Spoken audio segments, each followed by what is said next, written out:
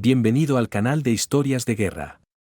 Compartiremos historias y cartas de personas que participaron en la Segunda Guerra Mundial. No olvides darle a me gusta y suscribirte al canal. Disfruta del programa. El 4 de abril de 1944, el tren me llevó a la antigua, encantadora y parcialmente destruida ciudad de Brest. Viajé en un viejo autobús. Cruzaba el puente levadizo sobre el canal, subía, tosiendo por los escapes, hasta una colina, y la seguía hacia el oeste hasta la familiar garita de la base de la primera flotilla de submarinos. Me fijé en varios globos aerostáticos que se balanceaban sobre la bahía con la ligera brisa de la mañana. Se trataba de un nuevo medio de proteger los refugios de hormigón de los submarinos de los aviones que se acercaban para atacarlos de refilón. Al salir del autobús, me encontré con que todas las oficinas administrativas de la base estaban cerradas. Sin embargo, el oficial de guardia me condujo a una sala con vistas a la bahía donde era costumbre tomar el sol. Cuando entré por su puerta de cristal, me cegó la brillante luz del sol. Sentados en mesas blancas de jardín había una docena de hombres con uniforme naval. Como no conocía de vista al oficial superior, pasé los ojos por las mangas de los presentes, tratando de determinar su rango a partir de los parches. Uno de los oficiales preguntó: ¿No es usted el nuevo capitán del U-415? Sí, soy yo. Me alegro de darle la bienvenida, dijo un oficial corpulento con 3 galones dorados en la manga y una cruz de caballero bajo el cuello. Soy el capitán de la patrullera invierno. Le presento a mi personal. Me presentó al resto de los oficiales y ordenó al vigilante diurno que trajera otro aparato. El propio Winter no necesitaba presentación. Era conocido por todos los submarinistas. Al principio de la guerra había conseguido un logro notable: hundir buques británicos con un tonelaje total de más de 150.000 toneladas brutas de registro. Era uno de nuestros últimos ases supervivientes. Mientras desayunaba, Winter y los demás oficiales me dieron las últimas noticias. Los complejos Snorkel habían llegado al dique seco para ser probados en 3 submarinos. Pero no oí nada más bueno. Los aviones británicos no cesaban de hacer salidas y de lanzar minas magnéticas sobre las calles que salían de la bahía de Brest hacia mar abierto. Continuaba la tendencia desfavorable de la guerra submarina, aunque seguíamos esperando las nuevas armas y mejores submarinos prometidos desde hacía tiempo. Algunos de nuestros obsoletos submarinos aún vagaban por las islas británicas, convirtiéndose en objetivos de la caza desde el aire o de los buques de superficie enemigos. Ahora los aviones de los portaaviones y escoltas estadounidenses patrullaban incluso el Atlántico Medio. Y después de todo, este agujero negro estuvo durante mucho tiempo libre del control aliado. Y aquí el resultado: 4 de cada 5 de nuestros submarinos no regresaron tras sus viajes a la base, un nivel de pérdidas que superó con creces el de los buques enemigos hundidos. Cuando la conversación giró en torno a la guerra en su conjunto, me di cuenta de que los oficiales no estaban preocupados por la posición de nuestras tropas en la línea cercana a Monte Cassino, ni siquiera por el resultado de la campaña rusa, que no iba según las previsiones del mando de la Wehrmacht. Hablaban sobre todo de la amenaza de un desembarco aliado en el continente. Nadie sabía cuándo ni dónde ocurriría, pero nadie parecía dudar de que estaba destinado a suceder. Los oficiales también hablaron de nuestros recientes esfuerzos por reforzar aún más nuestras sólidas defensas costeras, diseñadas para repeler los desembarcos aliados en la misma orilla del mar. Nuestros líderes reiteraron una y otra vez que la muralla atlántica era infranqueable, y nadie puso en duda sus afirmaciones. La derrota parecía imposible, la sola idea de ello se percibía como traición. El invierno estaba a punto de irse. Oberleutnant Werner, dijo a modo de despedida, verá a la tripulación de su submarino a las 2 horas. Hasta entonces, póngase cómodo y piense en lo que dirá a sus submarinistas. Intenté seguir el consejo de aquel oficial complaciente y apuesto. Me instalé en una gran habitación esquinera del ala sureste del complejo de viviendas de la base, y tras ducharme, traté de pensar en mi pequeño discurso. Sin embargo, no se me ocurrió nada digno de mención. Luego me senté en mi escritorio para escribir un borrador del discurso. Pero eso tampoco funcionó, así que decidí recorrer el búnker de hormigón de los submarinos y otras instalaciones de la base. A las 2 de la tarde me reuní con el capitán Winter y la tripulación del submarino en la plaza de la flotilla. En un discurso improvisado, dije a la tripulación que era amigo del U-415 desde hacía mucho tiempo, ya que lo había visto mientras repostábamos en el Atlántico Medio el año pasado. Dije que conocía el éxito de la tripulación del barco y que me sentía honrado de ser su comandante. Aseguré a los submarinistas que nada cambiaría en su rutina habitual en el submarino y que mientras yo estuviera a bordo me esforzaría por conseguir nuevas victorias sobre el enemigo. Estreché la mano de cada submarinista y a las 2:20 tomé el barco bajo mi mando. A las 2:25 di mi primera orden al XO de preparar el barco para un ejercicio de entrenamiento de 30 minutos en la bahía. Decidí entrenar a la tripulación basándome en mis conocimientos sobre la guerra submarina.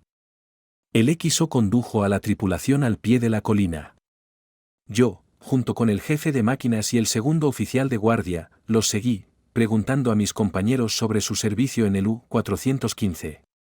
Resultó que el jefe de máquinas había estado en el barco desde que fue tripulado, pero el XO y el segundo oficial de guardia tenían una experiencia limitada en combate.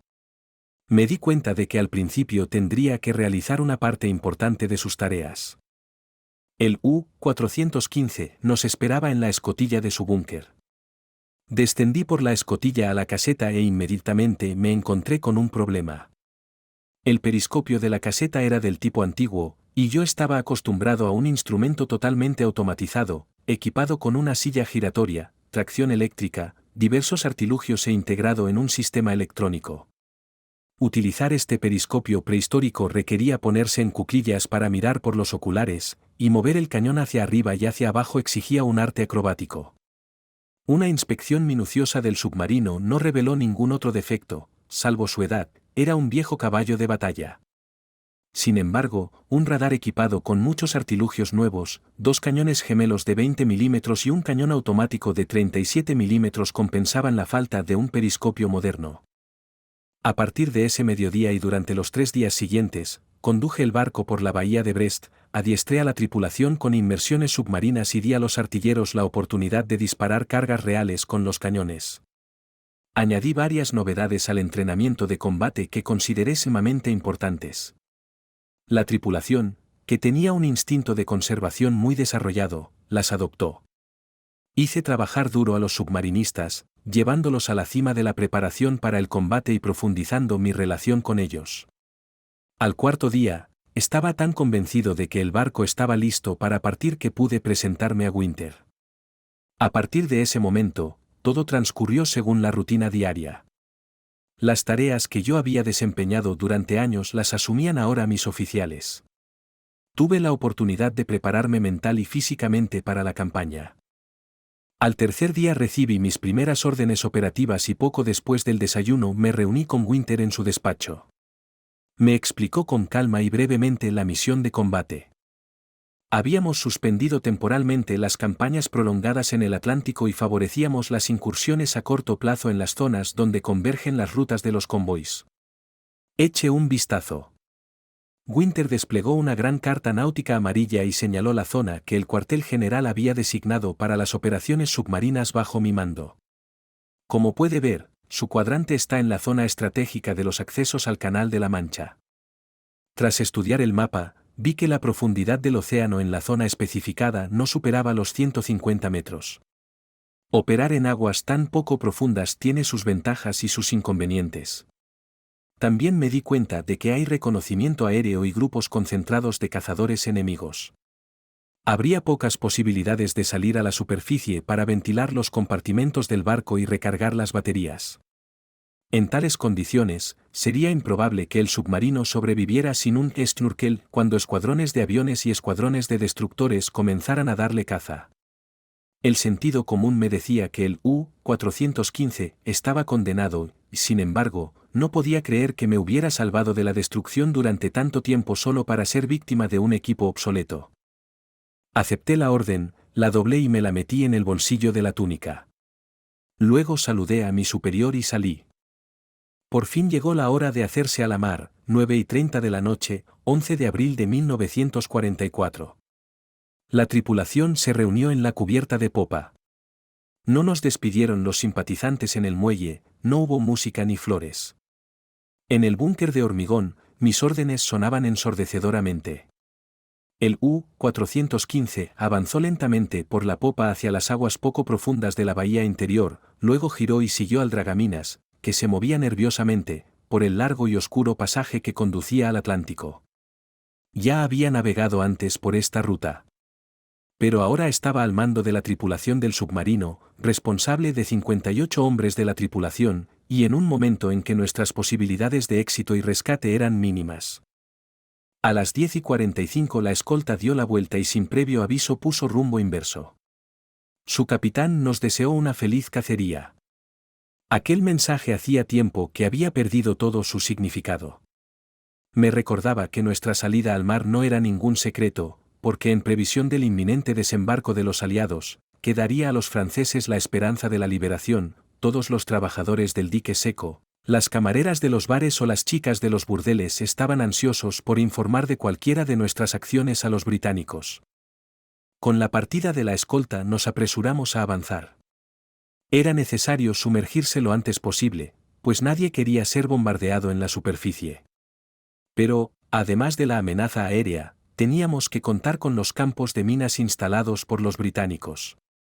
A pesar de nuestro gran deseo de sumergirnos, nos vimos obligados a continuar en posición de superficie hasta que el barco alcanzó una mayor profundidad donde pudiéramos evitar las minas y ponernos a cubierto de las bombas de profundidad.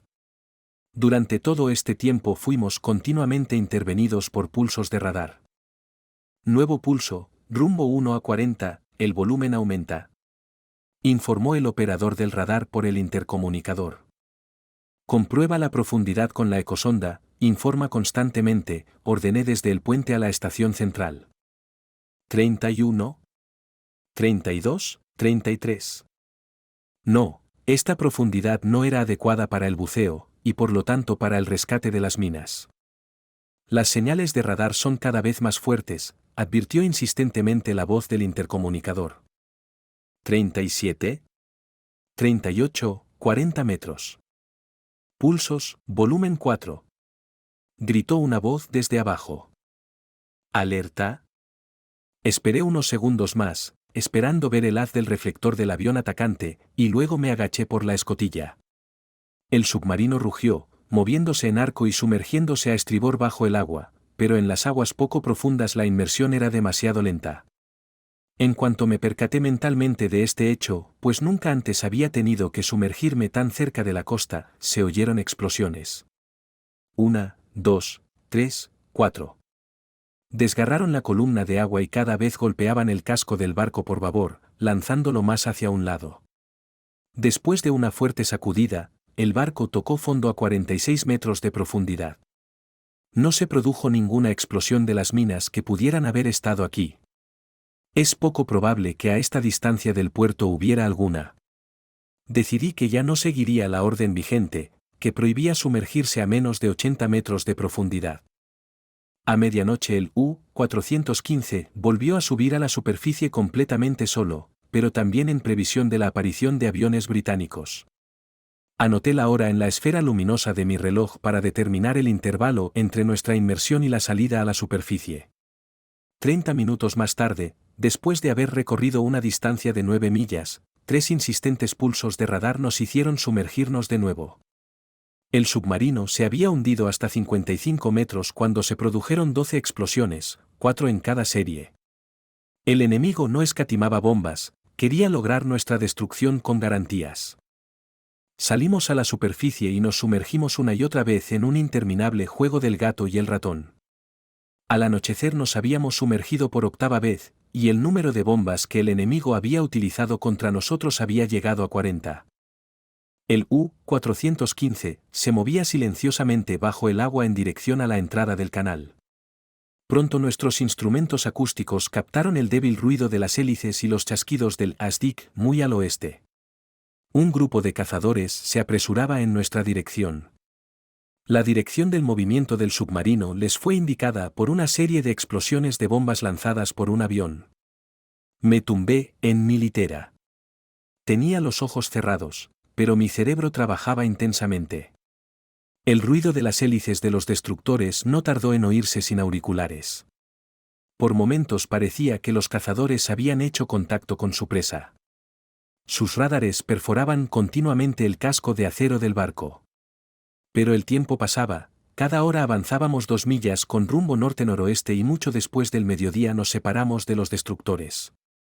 Se acercaba rápidamente el momento de salir a la superficie.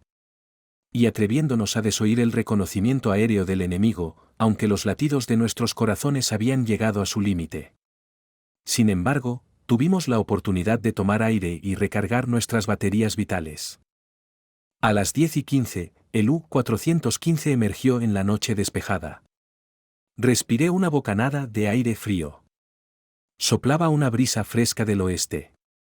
Copos de espuma volaron hacia nuestras caras. Lo que siguió fue una repetición de la noche anterior. Cuando el volumen de los pulsos ódicos se hizo insoportable y un avión estaba a punto de aparecer en el cielo, hicimos una inmersión de emergencia. El submarino se hundió por la onda expansiva, tropezó, rodó, perdió el control, pero luego se niveló, se enderezó y continuó el movimiento silencioso hasta que salimos de nuevo a la superficie, donde las estelas trazadoras de los aviones y los gases de escape de los buques enemigos aún no se habían disipado. Jugamos a este juego mortal toda la noche hasta que nuestras baterías estuvieron completamente cargadas. A medida que avanzaba el día, la inmersión nos liberaba del angustioso riesgo. 5 días con sus noches el U-415 se libró de las ráfagas de bombas, el sexto llegamos a la zona objetivo y fuimos de nuevo bombardeados. En el tercer día de patrulla en la plaza cuadriculada BF-15 acústico informó casi en un susurro. Racha de ruido justo a babor. Era justo lo que quería oír, el ensordecedor golpeteo rítmico de los motores de pistón de los transportes. El reloj marcaba las 9:15. A juzgar por el ruido, el convoy estaba a una distancia considerable. Comencé mi primer ataque con una orden. Avance medio. Inmersión a profundidad de periscopio. Todos a sus puestos. Preparen los tubos lanzatorpedos para la batalla. Al instante, los marineros, maquinistas y mecánicos corrieron a sus puestos en ropa interior, calcetines y zapatillas. Me deslicé hasta la sala de radio y me puse los auriculares. La sinfonía de sonidos mecánicos procedentes de hélices, turbinas, motores diésel y de pistón era una gozada. Me invadió el deseo de hacer que las malditas hélices dejaran de girar. Dejé de escuchar el ruido creciente y me apresuré a entrar en la caseta de cubierta. La tripulación esperaba mis órdenes. Periscopio arriba, alto, ya basta. Me arrodillé frente al anticuado y desconocido instrumento y fijé los ojos en los oculares. Lo único que veía ante mis ojos era una extensión de agua de color verde claro. De repente me cegó la luz del sol, la visibilidad de la superficie del mar desapareció. Periscopio abajo. No, así no, demasiado bajo. Más alto, ahora más bajo. Eso es. En el campo de visión del periscopio aparecían superestructuras negras de transportes, que contra el cielo azul pálido parecían personajes del teatro de las sombras. Ellos, balanceándose, se arrastraban hacia el este en una esbelta columna sin ningún presentimiento de problemas. No era de extrañar, pues habían cruzado el Atlántico en perfecta seguridad. Giré el periscopio para comprobar la situación detrás de mí, y conté 7 patrulleros que rodeaban diligentemente el convoy a varias distancias. Esta demostración de fuerza significaba que teníamos que actuar con rapidez. Bajé el periscopio, ordené a los 4 tubos lanzatorpedos de popa que estuvieran listos para una salva en abanico y luego volví a evaluar la situación en la superficie del mar. El U-415 se acercó cautelosamente al grupo de transportes. La distancia que le separaba del convoy se acortaba gradual pero perceptiblemente. Las siluetas negras se transformaron en barcos y luego en enormes monstruos. 4 destructores surcaban el mar muy cerca de nosotros. Me di cuenta de que tenía tiempo para acercarme al convoy a la distancia deseada. Corrección de alcance. 2000 metros ahora. Periscopio más alto aún, ahora un poco más bajo. Ya está. El nuevo rango de 2000 metros está fijado. Objetivo fijado. Salva de abanico, TOUS. Fuego. Uno tras otro los torpedos saltaron de los aparatos y se precipitaron hacia la imponente formación de transportes, escoltas, dragaminas. Los 58 submarinistas se quedaron paralizados, escuchando el ritmo de los latidos de sus corazones. Pasaron 2 minutos y seguía sin haber rastro de los objetivos. Apunté mi periscopio al convoy que avanzaba, casi hipnotizado por la visión. Y entonces, 1, 2, 3 explosiones en rápida sucesión. 3 nubes de humo negro en forma de hongo se elevaron en la columna de transportes. Entonces, el enorme lateral gris de la escolta bloqueó la vista. Alerta. Inmersión a 150 metros de profundidad. El timonel subió y bajó 3 veces la palanca telegráfica del motor. Nos quedamos en silencio en tensa anticipación del estallido de las bombas de profundidad. El U-415 se precipitó al fondo. Sus hélices giraban furiosamente. Solo yo sabía lo que había pasado. La escolta nos había descubierto porque yo había mantenido mi periscopio en la superficie demasiado tiempo. Una explosión en serie retumbó en lo alto, no lejos de la caseta. En breves intervalos el barco fue sacudido por 6 potentes temblores. Durante unos instantes solo se oyó el roce de nuestros timones horizontales, luego una nueva serie de explosiones arrojó el barco aún más hacia las profundidades. Glabme niveló durante unos segundos el barco para asentarlo en el suelo con una quilla uniforme. Esta maniobra trajo otra serie de explosiones sobre nosotros. Podíamos oír el chapoteo de las ojivas al caer al agua, y no parecía haber escapatoria de ellas. Una serie de 12 explosiones retumbaron, un infierno. En algún lugar estalló una válvula y una fuente de agua del grosor de una mano irrumpió en el pasillo central. Arriba, los escoltas se unieron para acabar con nosotros, podíamos oír sus maniobras sin ningún dispositivo acústico. Una última serie de explosiones tomó nuestro tembloroso barco en una bifurcación. Luego, el endiablado batir de las hélices anunció una nueva serie de artefactos arrojados. Aunque el sol se había ocultado tras el horizonte y los cazadores estaban sumidos en la oscuridad, siguieron lanzando sus casetes de bombas. Sus explosiones clavaron nuestro barco en el fondo arenoso y lo sacudieron continuamente. A las 6 de la mañana siguiente llevábamos 18 horas de bombardeos.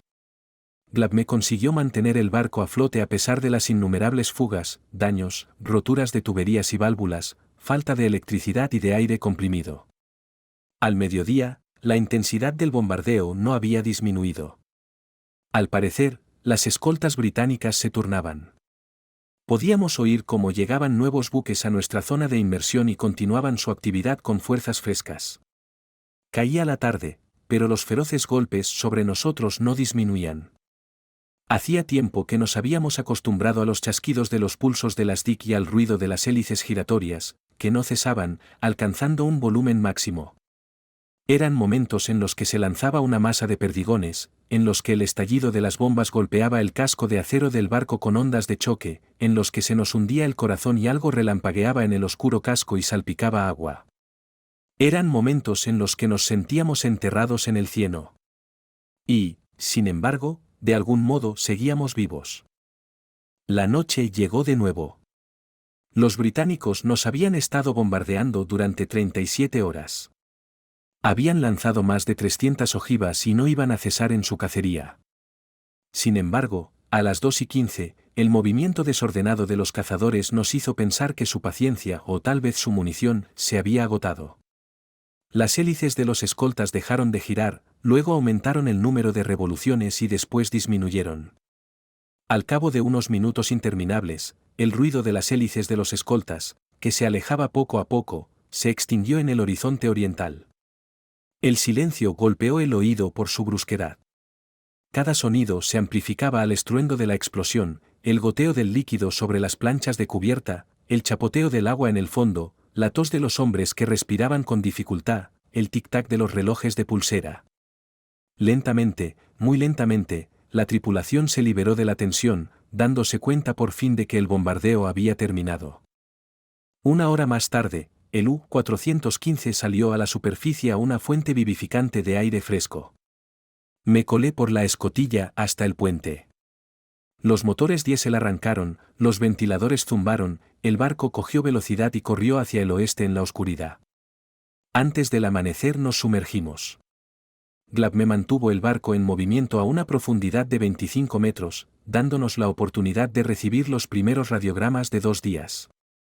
A juzgar por los informes, Berlín, Hamburgo, Hannover volvieron a ser objeto de ataques aéreos masivos. En Italia los aliados rompieron nuestro frente y los soviéticos emprendieron una amplia ofensiva en el sur de Rusia.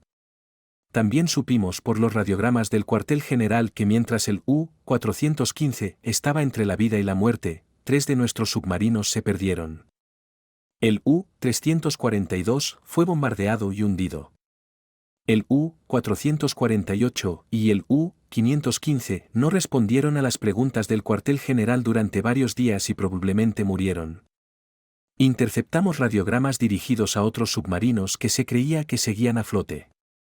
Uno de los radiogramas iba dirigido a nosotros, U-415, detener operaciones de combate, informar de sus coordenadas, volver a la base inmediatamente. Debidamente salimos a la superficie, informamos de las coordenadas y los resultados de la batalla a la base. Esperando que nuestro radiograma fuera interceptado por los británicos, nos preparamos para sus bombarderos de largo alcance. Teníamos solo unos minutos para recargar nuestras baterías. El U-415 estaba separado de su refugio de hormigón en Brest por una distancia de unas 300 millas. Podría haber cubierto esa distancia en 30 horas, viajando en posición de superficie a gran velocidad. En lugar de eso, nos vimos obligados a reanudar nuestras inmersiones periódicas. Durante 4 días nos movimos bajo el agua, evitando los más elaborados intentos de los británicos por hundir el barco. Y finalmente nos acercamos a la rocosa costa de Bretaña, emergiendo en la noche iluminada por la hoz del mes, siguiendo en la quilla de nuestra escolta hasta los seguros confines de Brest. Hacia medianoche, nuestro viejo caballo tomó asiento bajo un refugio de hormigón. El muelle estaba iluminado por una tenue luz difusa. Solo unos pocos militares de la flotilla se tomaron la molestia de saludarnos. La tripulación del barco permaneció en completo silencio mientras Winter tomaba mi informe. Pronto me senté a la mesa del comedor de oficiales junto al oficial superior. Aprovechando la pausa, le pregunté qué me había ocupado durante los últimos 5 días. Capitán, ¿por qué el cuartel general nos ordenó regresar? ¿Vamos a tener por fin nuestro snorkel? Venga mañana a mi despacho para tratar este asunto, dijo Winter. Pero ahora cene y hábleme de su viaje. Siempre es lo mismo. La necesidad constante de salir a la superficie y respirar aire fresco. Aprovechar un momento en que los tamis no te vean, sumergirte si están alborotando cerca, volver a salir a la superficie cuando te den la espalda. El problema es encontrar el momento oportuno para aprovechar la oportunidad. Mientras devoraba el cerdo frío y lo regaba con cerveza, le hablé a Winter de la larga cacería de los ingleses, que tal vez no hubiera hecho posible la cena actual. Cuando Winter se marchó, la tripulación del U-415 siguió celebrando su regreso de una exitosa campaña durante bastante tiempo. Antes de retirarme a mi habitación, me senté durante 1 hora con los oficiales de mi barco en el bar. Después de lavarme en la bañera, me estiré en la cama cubierta con sábanas blancas y pronto me quedé dormido. Al día siguiente, a las 3:30 de la tarde, entré en el despacho de Winter. Primero me preguntó cómo se estaban adaptando mis submarinistas. Le dije que estaban bien atendidos. Bien, dijo Winter y continuó, ahora, sobre el motivo de su retirada de la campaña. Como habrá oído, el alto mando espera un desembarco aliado en el continente en un futuro próximo. Según todos los indicios, podría tener lugar en mayo. Hay mucha especulación sobre dónde podrían aterrizar. ¿Sabes algo definitivo al respecto? No lo sé. Quizá en Noruega. Se especula que podrían probar en el Golfo de Vizcaya. Pero lo más probable es que intenten la costa cerca de Le Havre, que es la distancia más corta de los puertos británicos. En cualquier caso, debemos permanecer vigilantes y alerta. Su barco será atracado inmediatamente. Solo se permitirán las reparaciones más urgentes. Dentro de 10 días, recibirá sus órdenes de batalla. Para entonces, deberá tener el barco en alerta de 6 horas. Recibirás más instrucciones en esta oficina del oficial superior de la unidad del cuartel general oeste, cuando el mando decida nuestro contraataque. Recordando la preocupación de Winter por el estado del barco y de la tripulación, volví a hurgar en la cuestión candente. Es muy probable, Capitán, que el cumplimiento de nuestra futura misión de combate requiera que el barco esté equipado con un snorkel. ¿Hay alguna disposición al respecto? Aún no lo sé, respondió evasivamente. Es que ya no hay snorkels. Es una lástima, desde luego, pero tendrá que prescindir de él, y muchos otros capitanes también. Tendremos que contrarrestar los desembarcos aliados con lo que tenemos. Capitán, el cuartel general debe darse cuenta de que no podremos llevar a cabo misiones de combate con confianza sin los snorkels. Lo entiendo y simpatizo con usted. Pero no tengo autoridad para cambiar la situación. Desearía poder ayudarle, pero hay límites a lo que puedo hacer. Salí del despacho de Winter con la firme determinación de conseguir un snorkel a toda costa y equipar al U-415 con él antes de que comenzara la operación de desembarco aliada.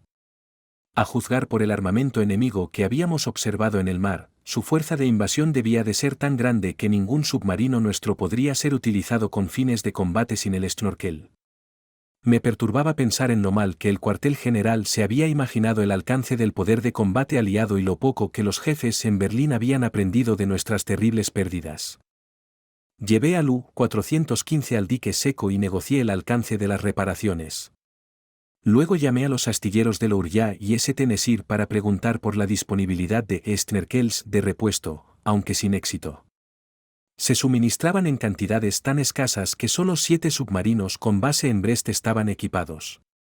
Un día me llegó un rayo de esperanza, uno de los ingenieros del muelle me informó de que había visto un snorkel desmontado en el depósito de mercancías de la estación de Montparnasse, en París. Sin embargo, todos mis intentos de comprar y entregar el material necesario en Brest se ahogaron en un mar de trámites burocráticos. Poco a poco fui aceptando el amargo hecho de que tendría que volver a hacerme a la mar sin una snorkel. A los pocos días, algunos submarinos llegaron o se encadenaron a la bahía. Eran solo una fracción de los que recibieron la orden de volver para repeler los desembarcos aliados. En los primeros 4 meses de 1944, más de 55 de nuestros barcos fueron destruidos, cerca del 80% de los que salieron al mar. El mísero tonelaje de barcos hundidos durante este periodo no justificaba las pérdidas que sufrimos. La propia conservación de los barcos debía ser la primera prioridad, ya que podían servir al milenario Reich, que estaba en peligro de muerte. Con la llegada del U-821, se secó el delgado goteo de submarinos que regresaban a puerto. El U-311 fue hundido de regreso a puerto. El U-392 no logró reunirse en las rocas con nuestra escolta, el U-625 y el U-653 se perdieron en el Golfo de Vizcaya, el U-744 y el U-603 desaparecieron sin enviar radiogramas de socorro. Además de los barcos con base en Brest y destinados a reforzar nuestras defensas en vísperas de la invasión aliada, se nos enviaron 20 submarinos desde Noruega. Y todos sin un snorkel. Las tripulaciones de estos submarinos no tenían experiencia en la lucha contra las armas antisubmarinas del enemigo. Solo 2 de ellos llegaron al puerto de destino. En total, solo quedaban 15 submarinos en Brest, 7 de ellos equipados con snorkels. Y había que defender el Reich milenario contra millones de paracaidistas aliados. Mayo llegó en un ambiente de fragancia de magnolias y lilas. Una tenue brisa procedente del océano las esparcía por los vastos pastos de Bretaña. Cuando dejé la costa a principios de abril, la cálida brisa del sur y los brotes individuales que florecían solo daban una premonición de la llegada de la primavera. Durante mi ausencia, los árboles habían echado hojas, la hierba se había vuelto verde, las flores florecían y el tiempo era caluroso en verano. El personal de los astilleros trabajaba las 24 horas del día bajo un techo común de hormigón para reparar y equipar 15 submarinos con el fin de cumplir su misión de combate más importante. Los torpedos, el combustible y la comida se entregaban en el muelle al mismo tiempo para acortar el tiempo necesario para cargarlos en los barcos. Nuestros maquinistas se ofrecieron voluntarios para realizar una serie de reparaciones menores con el fin de garantizar que los barcos estuvieran listos para el combate en la fecha prevista. Mientras disminuía la actividad en los astilleros y aumentaba el nerviosismo en el cuartel general de la base, el enemigo había ultimado sus preparativos para una gran operación de desembarco a través del Canal de la Mancha. Intensificó los ataques aéreos sobre los puertos de la costa del Golfo de Vizcaya, manteniéndonos en vilo a nosotros y a las fuerzas de defensa aérea. Todas las noches escuadrones de aviones aliados barrían nuestras bases, salpicando las bahías y las calles con minas magnéticas. Todos los días nuestros dragaminas salían en busca de la muerte flotante oculta bajo el agua, y las rocas de la costa de la bahía de Brest resonaban con las explosiones de las minas. Numerosas escuadrillas de bombarderos angloamericanos invadieron los cielos de Francia, bombardeando sistemáticamente su territorio, inutilizando carreteras y vías férreas, estaciones, almacenes, aeródromos, cuarteles, puentes, pueblos y ciudades. Destruían la bella Francia, hasta entonces apenas tocada por la guerra. En uno de estos días soleados y ominosos, el oficial superior del cuartel general oeste, el capitán Rousin, hizo una esperada visita al recinto de la primera flotilla. Nos informó del plan del cuartel general para destruir la flota de desembarco aliada. En el papel de hospitalario anfitrión de un huésped de alto rango y comandantes de submarinos de la novena flotilla, con base al otro lado de la ciudad, estaba el capitán Winter. Mientras nos acomodábamos en torno a la mesa de conferencias, dirigí mi atención a mis asociados en la extraordinaria operación que se avecinaba. A mi izquierda se sentaba mi amigo Heinz Schieder, comandante del U-984. A la derecha, Dieter Zase con el U-413. Además de ellos estaban Teddy Lesten, comandante del U-373, Heinz Marburg con el U-953, Bodenberg con el U-256, Jules con el U-269, Hartmann con el U-441, Stark con el U-740, Buge con el U-629, Nakfus con el U-821, Machulat con el U-247, Stammer con el U-354, Becker con el U-218 y Courdes con el U-763. Todos éramos jóvenes, dedicados y decididos a ganar la batalla para la que nos habíamos estado preparando durante tanto tiempo. 8 de nosotros, incluido yo mismo, teníamos nuestras propias ideas sobre la próxima operación de combate. Sin embargo, el almirante Denitz no creyó necesario consultar con aquellos que iban a hacer lo imposible, detener la flota de desembarco, e incluso sin la ayuda de Snorkel. Los participantes en la reunión se dispusieron a escuchar. El capitán Rousin se alisó la cabeza con el pelo, como si el cabello suelto le impidiera pensar. No empezó a hablar hasta que se hubo arreglado. Señores, como saben, en cualquier momento puede producirse una invasión aliada.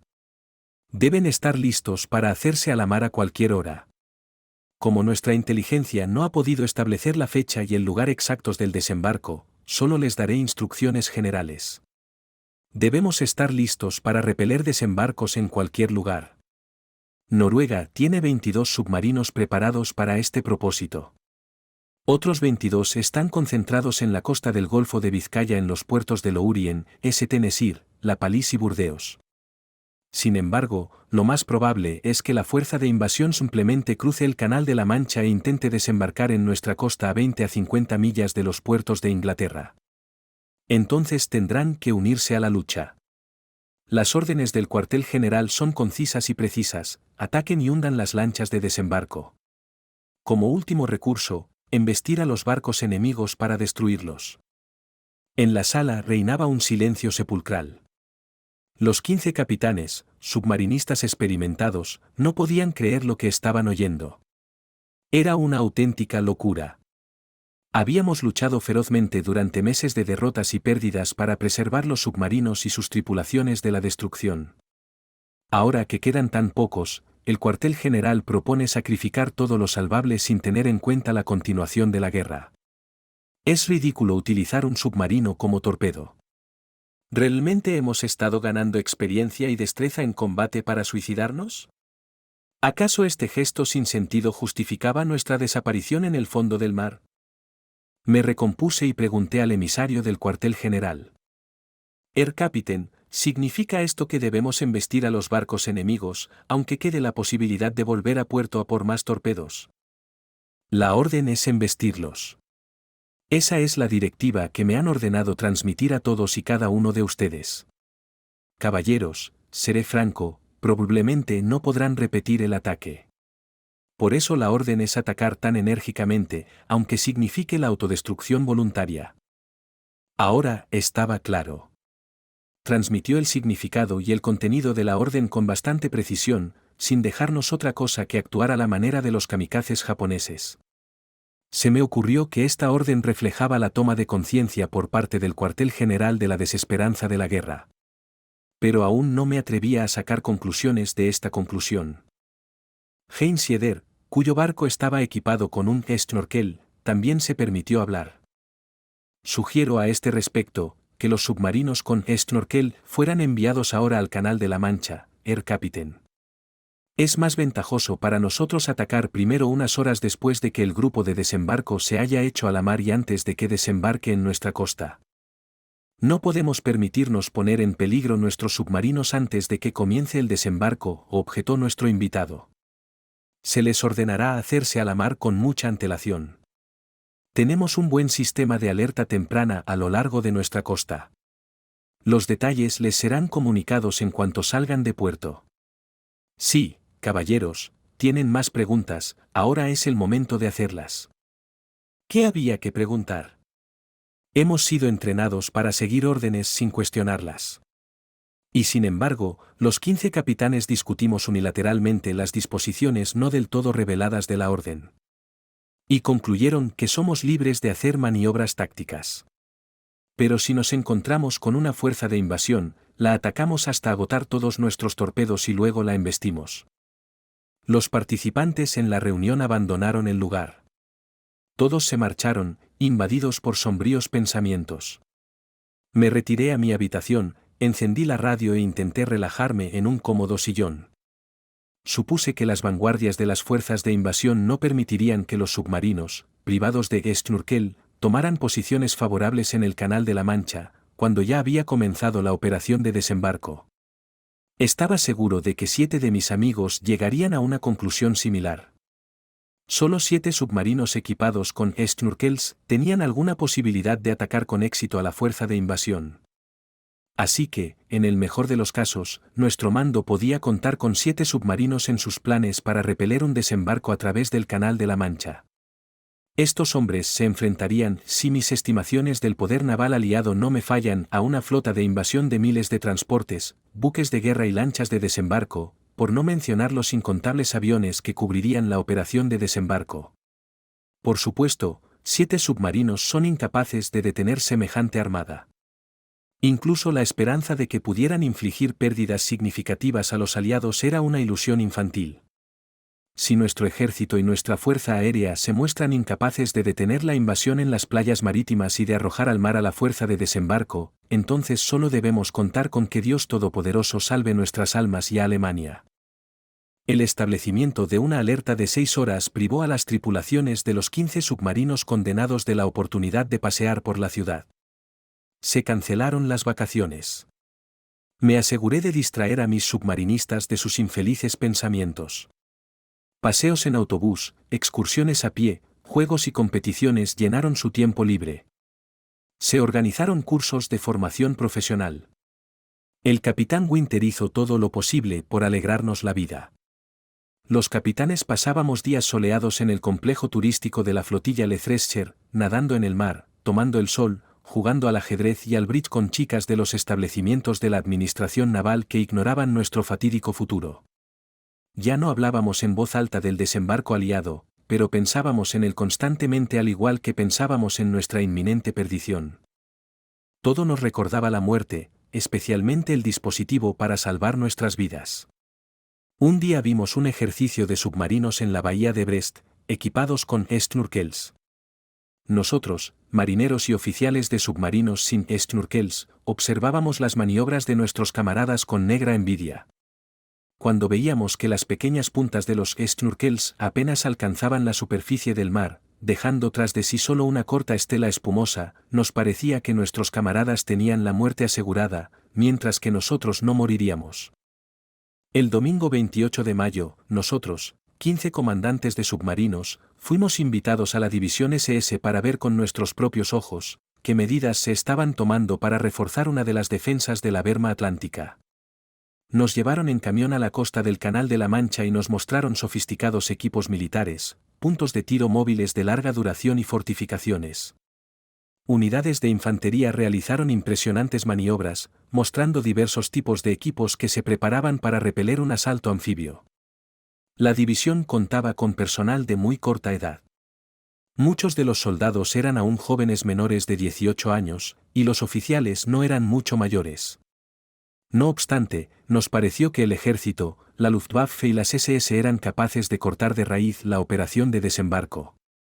Regresamos a Brest más tranquilos sobre la suerte de nuestras defensas. Durante la noche registramos 7 incursiones de la misma aviación enemiga en los cielos de la bahía de Brest. A la mañana siguiente, 29 de mayo, el ayudante del comandante de la base transmitió instrucciones de que todos los submarinos permanecieran anclados en sus búnkeres hasta nuevo aviso. Los Tamis lanzaron una de sus minas justo delante del búnker, me explicó. Un artillero antiaéreo en el tejado de uno de nuestros edificios había visto dónde había caído. Nuestros dragaminas se encargarán de ello. La bahía estará despejada al anochecer. —¿Oh, esos Tamis? —exclamé indignado. Pronto nos pondrán sus regalos en la cama. El ayudante, por supuesto, comprendió lo que quería decir. Durante el resto del día los 2 dragaminas dieron vueltas en la bahía interior cerca de los accesos al búnker donde estaban atrapados los 15 submarinos. Sin embargo, no localizaron la mina. Al anochecer cesó la búsqueda y la bahía quedó abierta a la circulación de buques. El asunto había terminado. El artillero antiaéreo era víctima de una psicosis a la que todos sucumbimos. Los días de tensa espera se intercalaron con noches de insomnio. Todo indicaba que se acercaba el día del desembarco aliado, ataques aéreos más frecuentes, la activación de la resistencia francesa, la creciente antipatía hacia nosotros por parte de la población local, la agresividad de la propaganda en lengua alemana de la emisora de radio británica, Calais, la altura máxima de la marea a principios de junio. El 4 de junio, cuando una escuadrilla británica de 4 Libertadores se acercó al atardecer para bombardear y destruir nuestros submarinos protegidos por un toldo de hormigón, comprendí que la hora de nuestra batalla final estaba muy cerca. Y así llegó la quinta. A primera hora de la mañana, cuando el piar de los pájaros aún no había sido acallado por el calor, saqué a pasear a los submarinistas. Marchamos en formación por el barrio de Brest con un alegre canto que despertó a los franceses aún dormidos. La excursión de 7 kilómetros agradó a mis chicos, les distrajo de su rutina de trabajo. Por la tarde dejé a la tripulación al cuidado de mis oficiales y fui a la ciudad con Heinz Saide, capitán del U-984. Hacia las 6 de la tarde pasamos por la oficina para enterarnos de algo sobre el desembarco aliado. Como no nos habían informado de nada nuevo, decidimos cenar algo apetitoso en la ciudad en lugar de los flacos bocadillos que servían en el bar de la flotilla. Paramos en uno de nuestros restaurantes favoritos y pedimos 2 langostas grandes y caracoles al horno como aperitivo.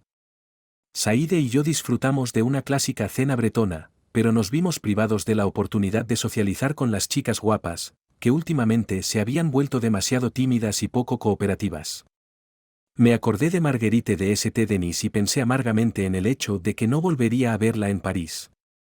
Cuando regresamos al recinto de la base, estaba sumido en la oscuridad y el silencio.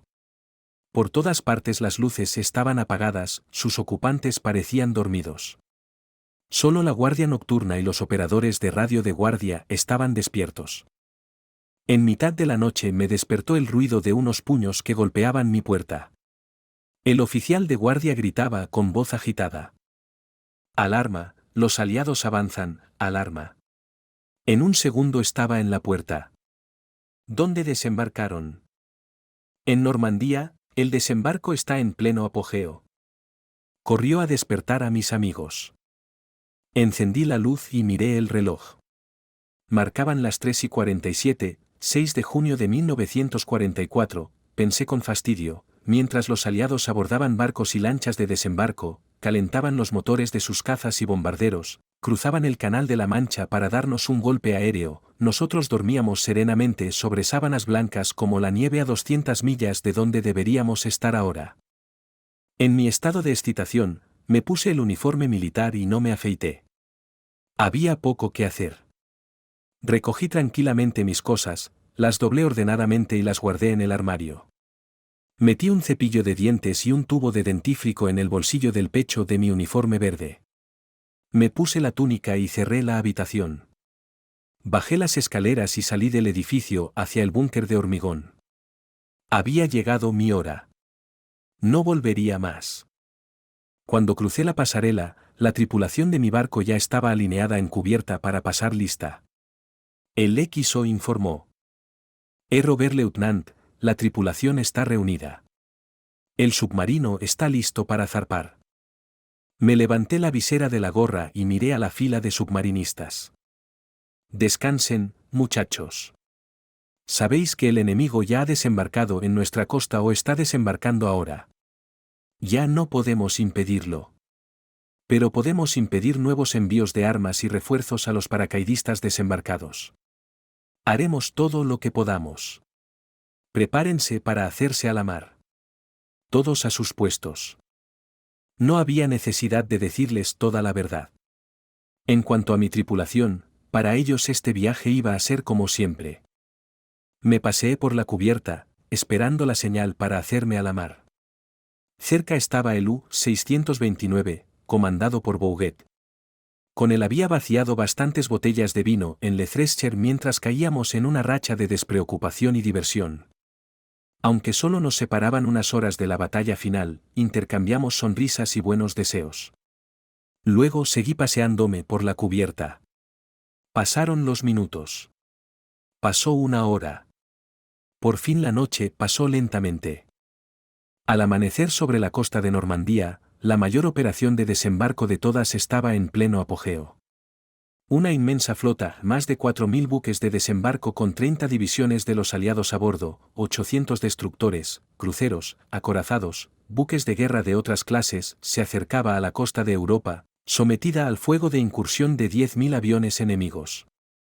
Divisiones de paracaidistas cayeron del cielo detrás de las líneas defensivas de nuestras tropas, y un sinnúmero de planeadores aterrizaron soldados, tanques, armas y municiones allí. Mientras el suelo francés temblaba por las explosiones de millones de bombas y granadas, mientras las primeras oleadas de paracaidistas eran destruidas por el fuego concentrado de los defensores, mientras solo unos centenares de nuestros aviones surcaban los cielos, y la resistencia de nuestra infantería y equipo de combate se debilitaba lentamente bajo los golpes del aire y del mar, 15 submarinos estaban inactivos esperando bajo el toldo del refugio de hormigón en Brest, 21 más estaban retenidos en puertos de la costa del Golfo de Vizcaya y otros 22 permanecían a salvo en los fiordos de Noruega. A las 10 de la mañana aún no se había recibido la orden de hacerse a la mar. El mando no pronunció ni una palabra.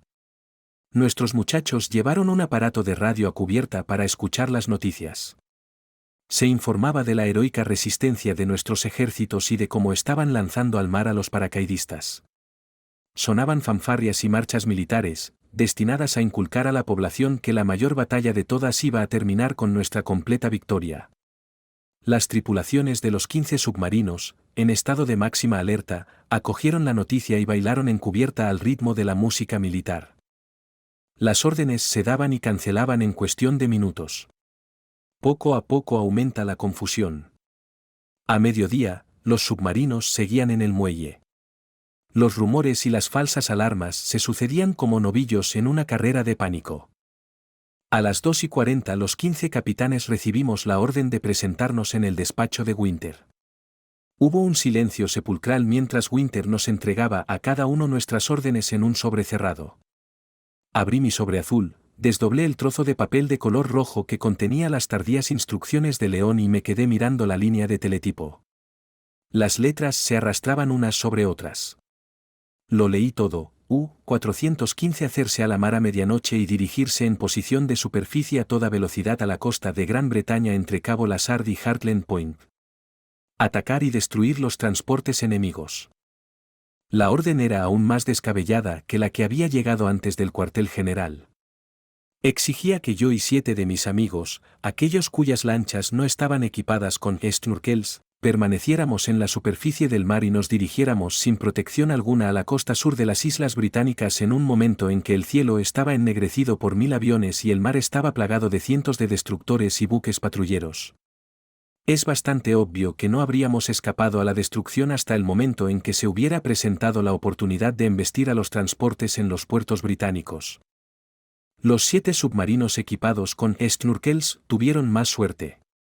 Se les ordenó dirigirse sumergidos a la zona donde se estaba produciendo la invasión aliada. El lento avance bajo el agua retrasó en parte su inevitable desaparición.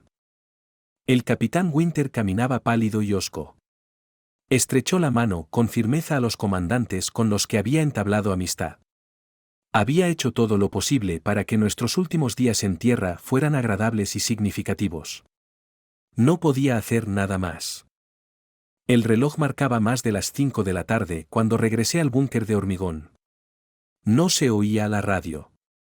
Pero en la enorme bóveda de hormigón resonaban las melodías de las canciones de 800 submarinistas desesperados por salir al mar a luchar contra el enemigo, aunque eso significara la muerte inevitable. A las 9 de la noche, cuando caía la noche en los campos de batalla de Normandía, 15 submarinos entraron en la bahía. La noche estaba despejada. Las estrellas titilaban débilmente en el cielo aún brillante. Pronto saldría la luna llena para iluminar nuestro camino hacia el Atlántico. 9:30, 7 submarinos equipados con snorkels se sumergieron en la bahía de Brest y comenzaron a desaparecer uno tras otro a intervalos de 5 a 10 minutos. Su partida pasó desapercibida para la aviación enemiga, que realizaba giros no lejos de la costa y estaba lista para atacar todo lo que se moviera en la superficie del mar.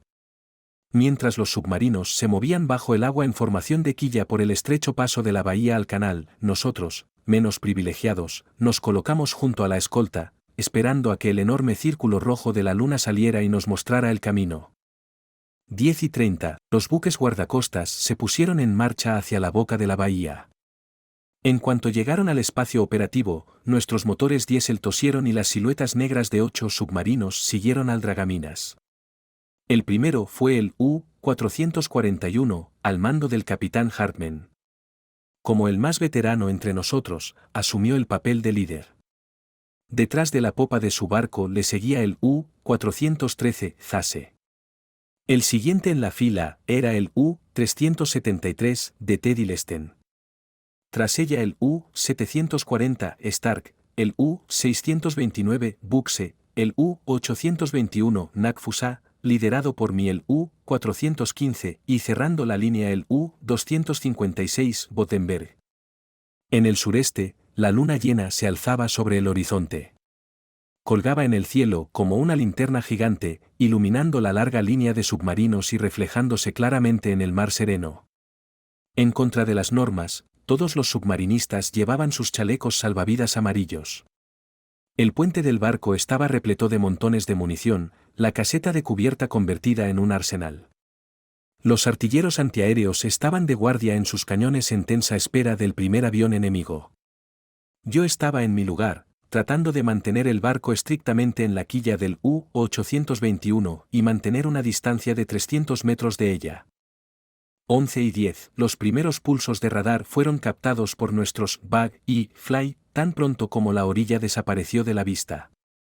Un informe desde abajo, 6 pulsos al frente, aumentando rápidamente. Causó preocupación entre los submarinistas del puente. Todos aguzaron el oído a barlovento, ansiosos por mirar más lejos. Yo miré alrededor de la barandilla blindada del puente, pero ni siquiera a la brillante luz de la luna pude divisar un solo monstruo alado. 11:20, la cabeza de nuestra formación entró en mar abierto. En presencia de escoltas, 8 submarinos se adentraron en la zona de la defensa antisubmarina enemiga, cortando la plateada superficie del mar. El chirrido de los crecientes pulsos de radar y el torrente de advertencias de peligro desde abajo no cesaban. 11:40, de repente estallaron fuegos artificiales a la izquierda de nuestro rumbo a 5 millas por delante.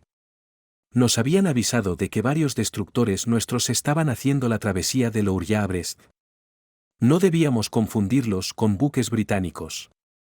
Enfoqué mis prismáticos hacia el punto y vi 7 destructores que repelían los ataques aéreos en formación transversal.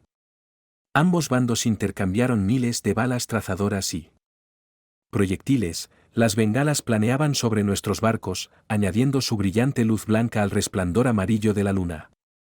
A medida que nos acercábamos, el ruido de la batalla se intensificaba. Sonaban los cañones antiaéreos y aullaban los motores de los aviones. Los Tamis, al percatarse de nuestra aproximación, detuvieron sus furiosos ataques, temiendo quedar atrapados en el fuego cruzado de destructores y submarinos. Los destructores corrieron hacia el este pasando por delante de nuestra larga línea de dragaminas, que, aprovechando la oportunidad de regresar a puerto bajo fuerte protección, abandonaron nuestra formación y se apresuraron a meterse en la quilla de los destructores. Su inesperada maniobra dejó a 8 submarinos a merced de la aviación británica. En ese momento, todos actuaron de común acuerdo. Yo ordené: velocidad triple, a toda máquina. Fuego sobre los objetivos sin previo aviso. 7 de junio. A las 12:35 nuestros submarinos continuaron moviéndose a máxima velocidad hacia el Atlántico. Los motores diésel zumbaban, los gases de escape salían despedidos, los pulsos del ASDIC tamborileaban sin cesar sobre el casco. Me sorprendí a mí mismo mirando constantemente mi reloj, como si pudiera decirme cuándo el barco recibiría un golpe fatal. 12:30, las pulsaciones de las DIC cambiaban rápidamente de un gemido prolongado a un chillido estridente. Al parecer, los Tamis patrullaban los cielos a varias distancias de nuestra comitiva. Debían de pensar que estábamos locos.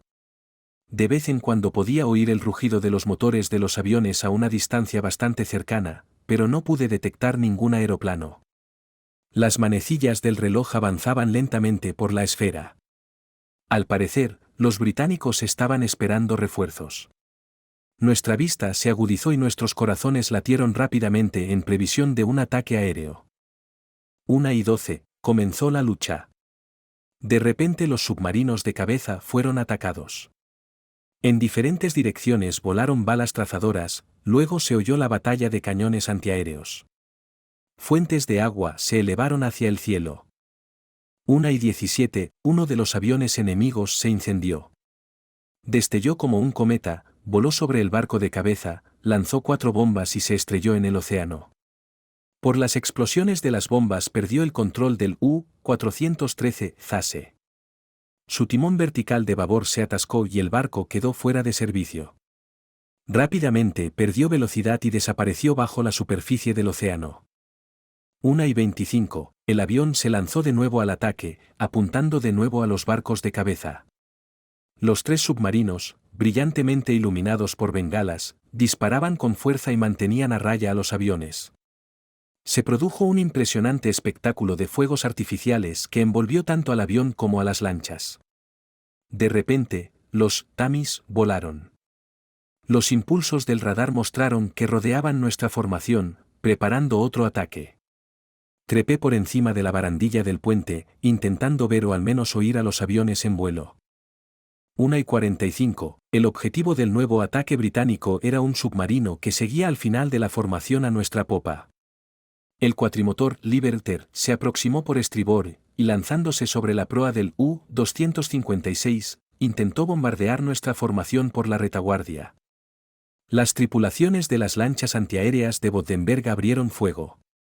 Sin embargo, el avión hizo un giro y salió de la zona de fuego. Entonces llegó nuestra oportunidad. Fuego. Ordené. 5 cañones antiaéreos, todo lo que teníamos, alcanzaron al Liberter cuando arrojaba sus bombas delante del U-256, pasando zumbando junto a nosotros. 4 gigantescas columnas de agua se elevaron hacia el cielo siguiendo al avión acribillado a balazos mientras intentaba escapar de nuestro fuego.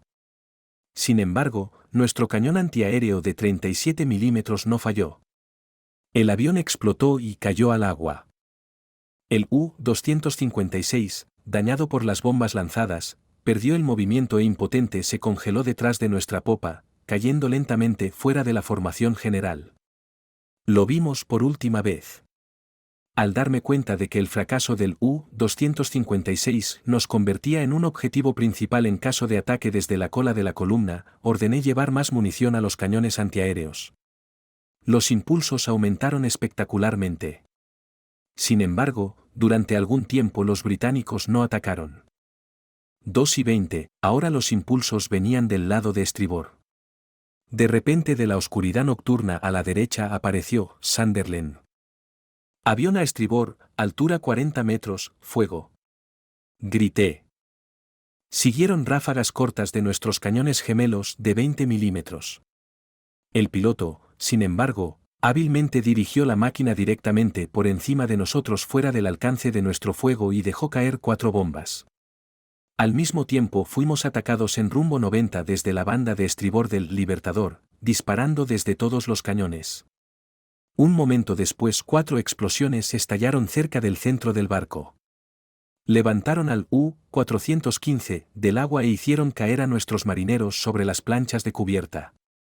Luego el barco volvió a hundirse y toneladas de agua levantadas por las explosiones cayeron sobre él y rompieron la escotilla. Ese fue el final. Los 2 motores diésel fallaron. El timón horizontal derecho se atascó. El U-415 se fue en arco, perdiendo velocidad gradualmente. Sobre nosotros, a estribor, colgaba una bengala, resaltando traicioneramente el barco muerto. Se balanceaba indefenso sobre las olas. De su tanque roto goteaba combustible. El U-415 se había convertido en un blanco inmóvil que podía ser destruido fácilmente.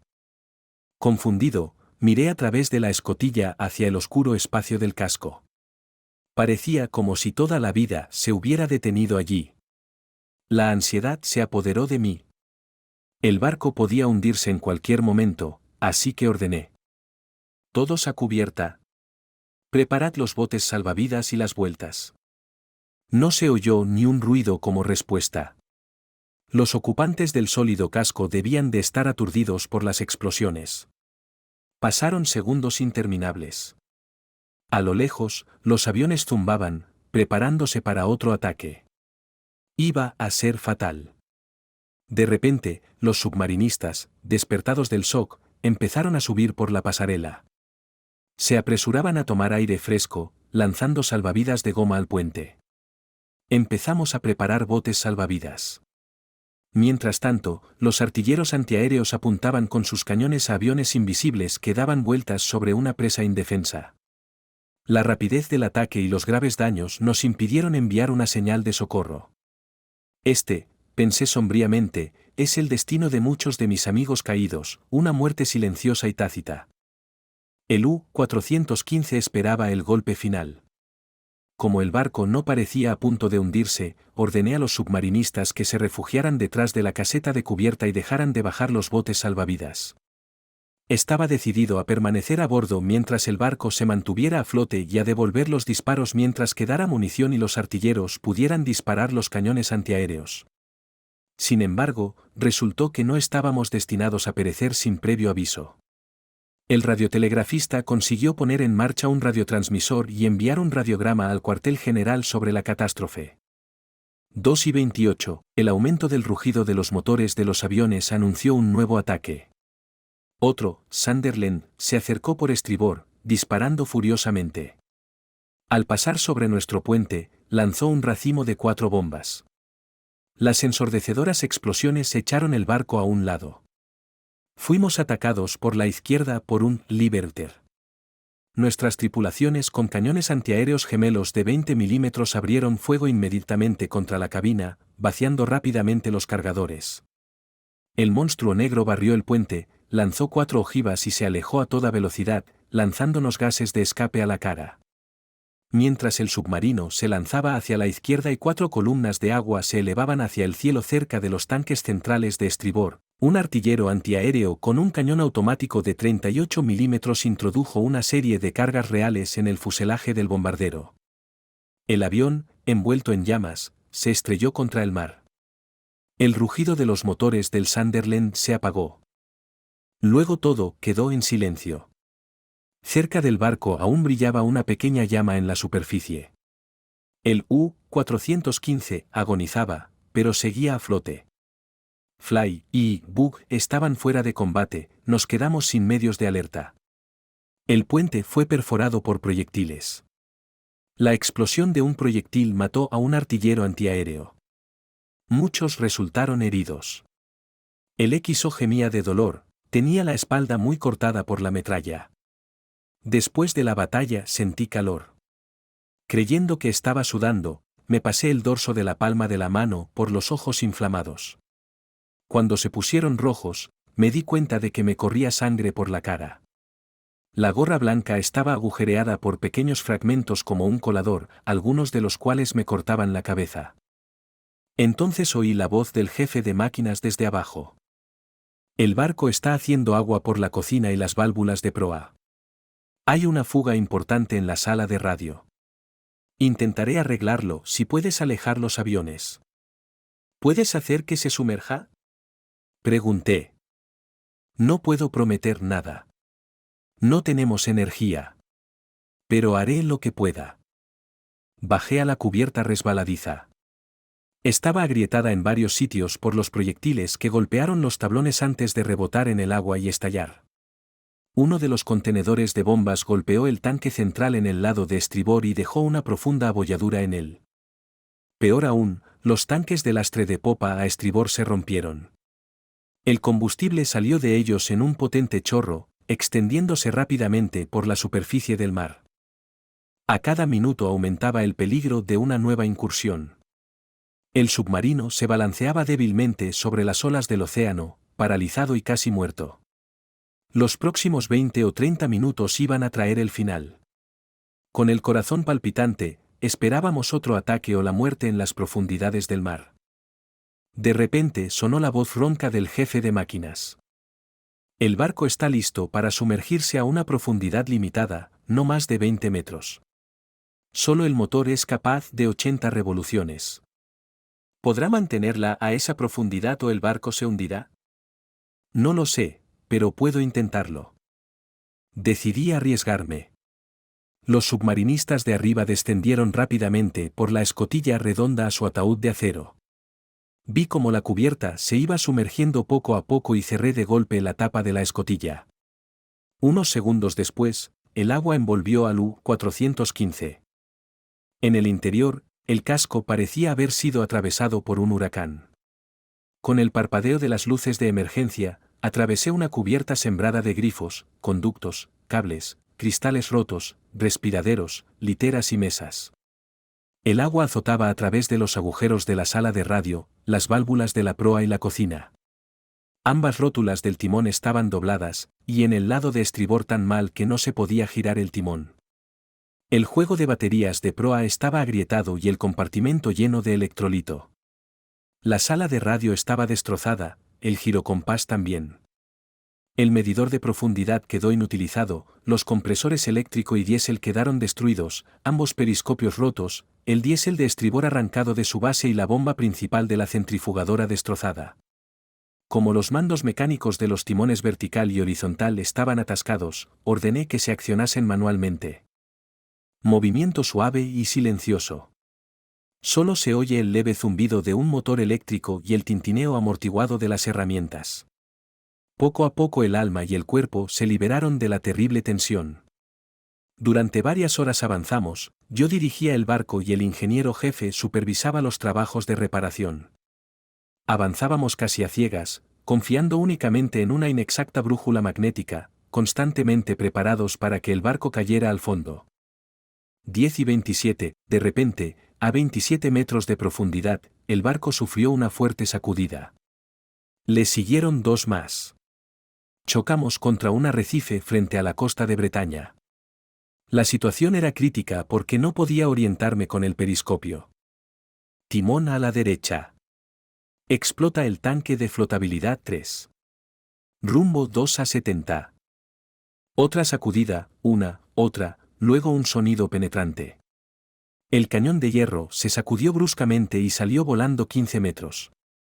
Sonidos de traqueteo, 1, 2, 3, luego un monstruoso raspado, el barco chocó de nuevo con el obstáculo submarino. La fuerza de la sacudida casi lo lanzó a la superficie, donde solo duraría unos minutos. Entonces el U-415 viró lentamente hacia el oeste. Y me pareció que seríamos arrastrados lejos de los peligrosos arrecifes. 10:45, Plavmech salió de la caseta e informó de que el periscopio estaba fijado. Me acerqué a él. Cuando los oculares del periscopio mostraron la superficie del mar, me quedé asombrado al ver que estábamos rodeados de acantilados grises. En lo alto de uno de ellos, al noreste, parpadeaba el faro de Quessan. Resultó que estábamos atrapados en una corriente que nos llevaba directamente a las rocas. Una vez recuperado de la impactante visión, grité. Jefe de máquinas, ¿cuál es la velocidad de rotación del balandro de babor? 120 RPM. Súbela a 150 o nos estrellaremos contra las rocas. A través del periscopio vi una escuadrilla de aviones volando a baja altura, y luego lo apunté hacia el faro para ver cómo íbamos contra la corriente. No había ningún avance. Volví a gritar. Plavmech, añade otras 50 revoluciones. Es peligroso, el motor eléctrico podría agarrotarse, me contestaron. Me da igual. Dame incluso 200 revoluciones, el barco debería ir más rápido. Pronto sentí una fuerte vibración. Enfoqué con el periscopio una de las rocas peligrosas. El barco ya se estaba acercando a ella, pero ahora empezó a arrastrarse lentamente para salir de la trampa.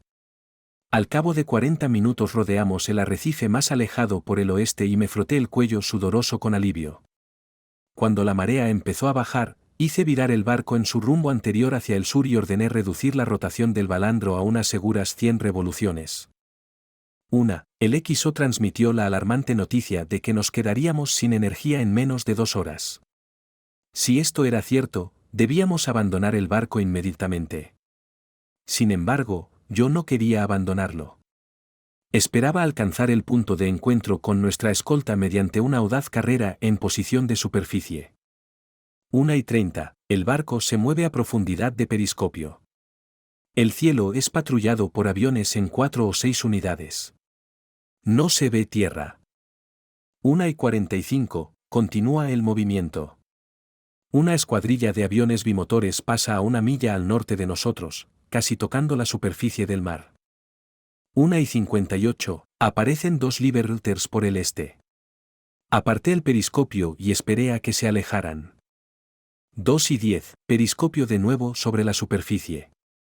Me aseguré de que nos acercábamos a las rocas de la punta de la bahía de Brest y giré el periscopio para comprobar la situación. 3 aviones bimotores aparecieron por la popa. Bajé el periscopio tan rápido como me permitió el dispositivo de elevación. 2:18, el cielo azul estaba despejado de aviones. Era nuestra hora de hacer una carrera hasta el punto de encuentro con la escolta y transmitir un radiograma con una petición de ayuda. 2:20, el barco salió a la superficie. Cuando fui al puente, casi me ciega la luz del sol. El único motor diésel tosió, y el exhausto submarino empezó a coger velocidad lentamente. Observé nerviosamente el cielo, mientras el operador de radio ajustaba el transmisor para enviar un radiograma solicitando cobertura aérea.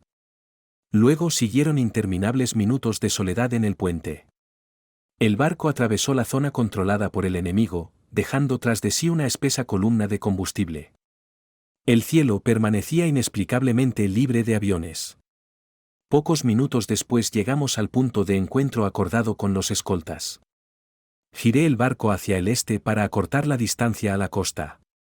Sin embargo, el suave régimen que nos permitía permanecer en la superficie terminó. 5 aviones bimotores aparecieron detrás de la popa desde detrás del horizonte.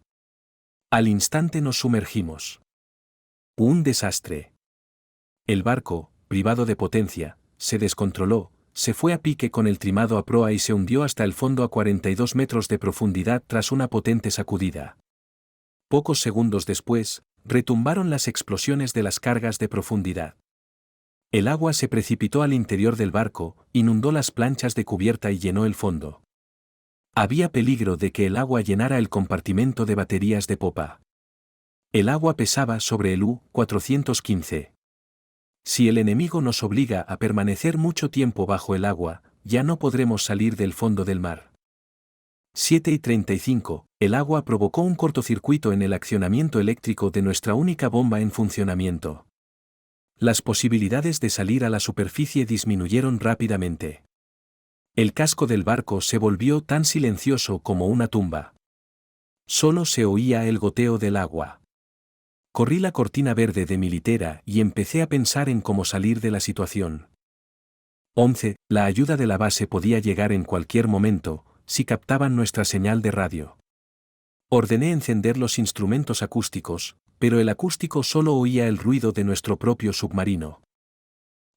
Ninguna señal del este, donde estaba el puerto y de donde debía venir la ayuda. Me arriesgué a esperar otras 2 horas e intenté pasar yo mismo a la bahía. 1:50. Justo delante oigo un débil ruido de hélices, la voz del acústico me electrizó. Me acerqué a él y me puse los auriculares. El ruido de las escoltas se hizo más tenue y pronto enmudeció. Podía sentir físicamente las toneladas de agua que presionaban nuestro barco. ¿Quizá los escoltas se habían detenido? ¿O habíamos transmitido coordenadas inexactas? ¿O tal vez fueron atacados por aviones y los barcos regresaron a puerto? 11:07. De nuevo oímos un ruido y comenzó a intensificarse gradualmente. El sonido de las hélices giratorias se hizo distinguible. Era necesario actuar con rapidez o los escoltas darían media vuelta sin encontrar a nadie. 11:08. Vaciar todo el lastre. El aire comprimido entró en los tanques, pero el U-415 permaneció inmóvil. 3:09.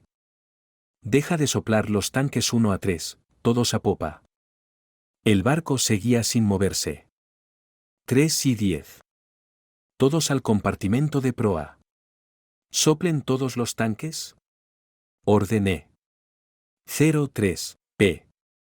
Todos a popa. Continué ordenando, cubierto de sudor frío. 3:12. Todos en el compartimiento de proa, apúrense, muchachos, apúrense. Nos hemos quedado sin aire comprimido. 3:13.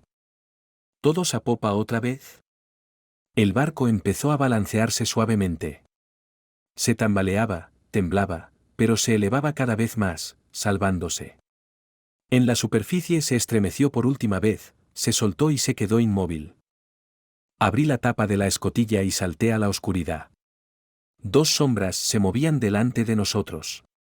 Hice sonar mi linterna, alertándoles de que estábamos en estado de emergencia y solo podíamos movernos a 5 nudos. Inmediatamente, uno de los escoltas se nos unió en la quilla. Así, entre los 2 buques, el U-415 comenzó su lento avance hacia el puerto. 4:45, maniobrando con dificultad con un diésel, dirigí el barco hacia una plaza iluminada en el abrigo de hormigón, donde varias figuras oscuras nos esperaban en el muelle. La proa retrocedió, clavándose en el muro de hormigón, pero las amarras, ya sujetas a los volardos, mantuvieron el barco en su sitio. 1 minuto después, las pasarelas se echaron a un lado. El capitán Winter se apresuró a subir al barco y me estrechó la mano con firmeza. Estaba evidentemente emocionado. Me alegro de verte a ti y a la tripulación. Deberías lavarte y asearte, pareces un pirata. Manda a los chicos a sus habitaciones y que descansen. Los veré en cuanto estén listos para el encuentro. Se volvió hacia mis submarinistas, saludó y regresó al muelle. Cuando salí del barco, vi a Zase y Bodenberg, que habían regresado a puerto la noche anterior. Sus barcos habían sido remolcados a Brest por escoltas que seguían a los destructores antes de que nuestra columna fuera atacada por aviones enemigos. Me arrastré colina arriba y salí a mi habitación, agradeciendo profusamente a mi estrella de la suerte. Me pareció que el U-415 había hecho su último viaje. Estaba tan destrozado que era difícil esperar que volviera a entrar en servicio. Ahora el mando tendría que proporcionarme un nuevo barco equipado con un snorkel. Reconfortado, me duché, me lavé la sangre y el sudor, me envolví en sábanas blancas y me dormí profundamente. A mediodía me despertó un dolor agudo. Me dolía la cabeza a causa de las heridas infligidas por la metralla. El dolor me atravesaba todo el cuerpo al ritmo de los latidos de mi corazón. El sol brillante me cegaba los ojos. Después de terminar el agonizante proceso de vestirme, luché por llegar al hospital, situado a 2 edificios de distancia de nuestra unidad de vivienda. El joven médico examinó mis heridas y dijo: «Tendré que afeitarte la cabeza». Me opuse y el médico accedió a afeitarme solo algunas zonas de la cabeza. Me congeló el cuero cabelludo y después me escarbó, cortó y grapó la piel durante casi 1 hora antes de dejarme ir. Después de recuperarme del dolor, visité al XO y al oficial de artillería heridos. Ambos estaban bien atendidos. Se recuperaron rápidamente y me pidieron que no les buscara sustitutos. Pronto me enteré de que la invasión aliada de Normandía continuaba. Los desembarcos americanos en las playas de la península de Cotenin y los desembarcos británicos cerca de Bayeux aún podían lanzarse al mar. Nuestras líneas defensivas sufrieron graves pérdidas, pero no fueron traspasadas. Mientras tanto, los lamentables restos de la flota submarina alemana recibieron otro golpe aplastante. En el mes anterior a los 6 días de junio, 25 de nuestros submarinos fueron hundidos. El número total de pérdidas ascendió a la increíble cifra de 440 buques. Solo nos quedaban 60 submarinos para repeler el desembarco. La mayoría de ellos tenían su base en puertos de la costa de Noruega y el Golfo de Vizcaya. Participaron en las operaciones contra el desembarco aliado solo 15 submarinos que salieron de Brest. De los 8, enviados al suicidio sin Snorkels, 5 se perdieron para siempre, los 3 rescatados, U-415, U-413 y U-256, solo escaparon accidentalmente de la muerte. Como resultado de las grandes pérdidas, el comando canceló la orden insensata de moverse en una posición de superficie y embestir a los barcos enemigos. Gracias a esto se retrasó la derrota final de la flota submarina alemana. En cuanto a los 7 submarinos equipados con Snorkel, que junto con nosotros abandonaron la bahía de Brest el 6 de junio, su destino seguía siendo desconocido. Otros 5 barcos con Snorkels fueron enviados al canal desde el Atlántico para compensar nuestras pérdidas, pero solo 2 llegaron allí. Así, perdimos al menos 12 submarinos en la primera fase de la invasión aliada. El U-415 fue puesto en dique seco. Prácticamente todo en él necesitaba ser reforzado y reemplazado, desde un casco muy deformado hasta 2 veleros de timón deteriorados. Glabme identificó unas 500 averías graves, pero esta lista se redujo a 55 debido a la falta de piezas de repuesto y de tiempo. Cada barco fue enviado al mar lo antes posible, aunque no estuviera del todo en condiciones de combatir. El U-415, con todos sus problemas, tuvo que ser reparado de alguna manera en 2 semanas. Mientras duraron los trabajos de reparación, seguí exigiendo la instalación de un snorkel en mi submarino, pero todas las peticiones eran rechazadas constantemente con el pretexto de que nuestros trenes de material no podían llegar a Brest debido al sabotaje de los combatientes clandestinos franceses. Desesperado, intenté alquilar un camión para ir yo mismo a por el snorkel, pero no me permitieron asumir el riesgo de un viaje transcontinental. La escasez de los equipos y piezas de repuesto más comunes era tan grande que hubo que desmontar el U-256 para reequipar los U-413 y U-415. Bodenberg, comandante del U-265, y su tripulación fueron enviados a casa para nuevas misiones. Con la marcha de Bodenberg, Zase y yo quedamos como los últimos capitanes de submarino en Brest. Nos dimos cuenta de que la gente que nos daba órdenes había perdido el sentido de la realidad e incluso el sentido común.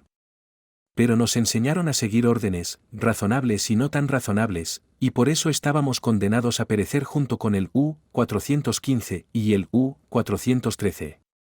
Nunca hicimos públicos nuestros pensamientos secretos, nunca mencionamos en conversaciones entre nosotros la posibilidad de una muerte inevitable y sin sentido, sino que intentamos concentrarnos en nuestras tareas, escuchando con creciente alarma las noticias de Normandía, incluidos los informes oficiales del alto mando de la Wehrmacht y los relatos más precisos de los campos de batalla al norte de nosotros. Durante la segunda y tercera semanas de la invasión, las tropas angloamericanas se afianzaron gradualmente en la península de Kootenin, luego rompieron nuestro frente en dos secciones e iniciaron una ofensiva hacia el oeste. Sin embargo, nuevas divisiones alemanas se lanzaron sobre el frente, y aún teníamos esperanzas de que se mantuviera. Al mismo tiempo, la situación de nuestras fuerzas submarinas siguió deteriorándose. El U-247, con snorkel, resultó gravemente dañado por los bombardeos de los destructores y tuvo que regresar a puerto antes de alcanzar el Canal de la Mancha. U-269, otro submarino con snorkel bajo el mando de Joule, fue hundido cerca de la costa sur de Inglaterra. 5 submarinos equipados con estos dispositivos, saliendo finalmente de puertos noruegos, fueron hundidos uno tras otro a intervalos cortos. El 30 de junio, nuestras operaciones submarinas, que habían comenzado durante la invasión aliada, habían terminado en un fracaso total. Solo habíamos hundido 5 transportes aliados y 2 destructores, y habíamos perdido 22 submarinos. En los últimos días de junio, el mando me dio una desagradable sorpresa. 3 oficiales jóvenes e inexpertos llegaron a bordo del submarino para sustituir a nuestros veteranos. Los recién llegados iban a realizar con nosotros su primer, muy probablemente, fatídico viaje. La tripulación los recibió con un escepticismo no disimulado. La marcha de los oficiales experimentados creó un vacío en la dirección del barco, que solo yo podía llenar. El 30 de junio, el U-415 ya había sido declarado apto para una nueva campaña. En vísperas de hacerme a la mar recibí una carta de casa. En ella se me informaba de que mis padres y mi hermana se habían trasladado a Darmstadt, la capital de Hesse. Trudy esperaba un bebé para el otoño. Me alegró la noticia, pero me entristeció la decisión de mi padre de mudarse de nuevo a una ciudad donde la familia estaría bajo la amenaza constante de los bombardeos aéreos. Eso es lo que escribí en mi carta de vuelta a casa. No escribí a mi familia sobre lo cerca que estaba la muerte caminando a mi alrededor, terminando mi mensaje con un alegre adiós. En mi situación, ese deseo era como humor negro.